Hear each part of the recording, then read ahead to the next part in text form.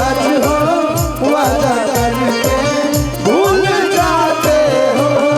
तुम तो धोखेबाज हो, वादा करके भूल जाते हो।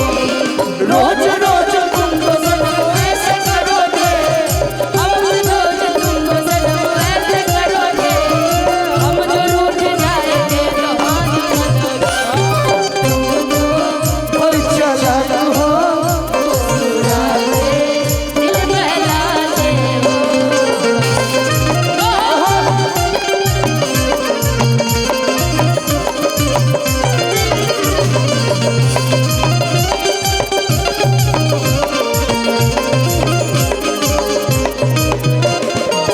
ना चाहे कूलर ना चाहे टीवी, बेटा चाहे हमके पढ़ल लिखल बीबी।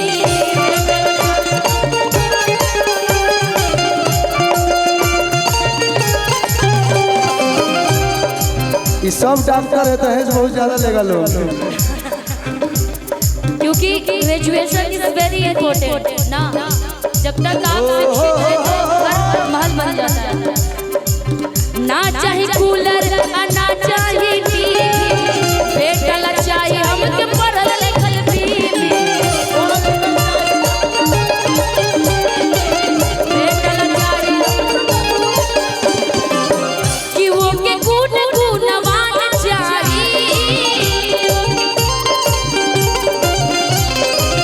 कि वो के रूप रूपवान चाही।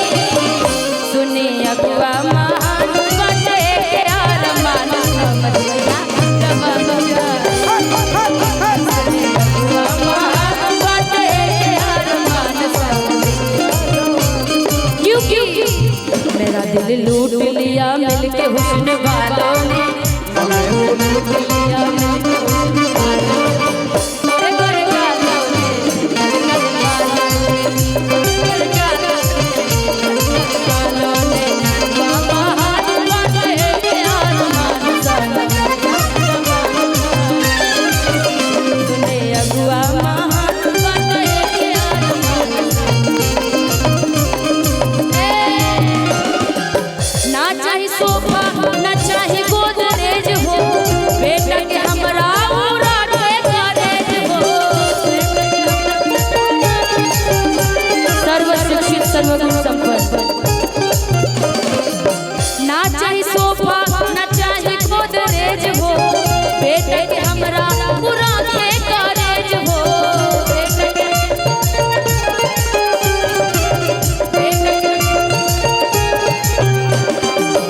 कि वो के गुण गुणवान चाही, कि वो के रूप रूपवान चाही। आई कॉलेज में हूँ 4 दिन खातिर, बाकी हल्का मचा के गई।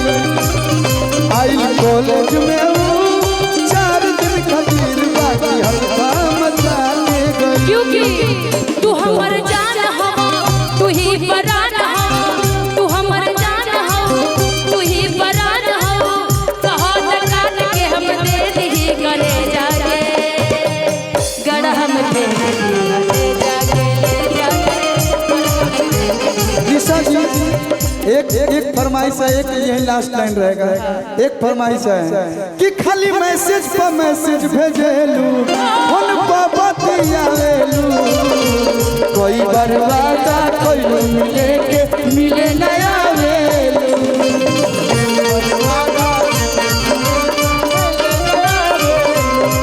खाली मैसेज पर मैसेज भेजेलू, फोन पर बतियावेलू, कोई बर्बादा कोई मिले के मिले नया वेलू।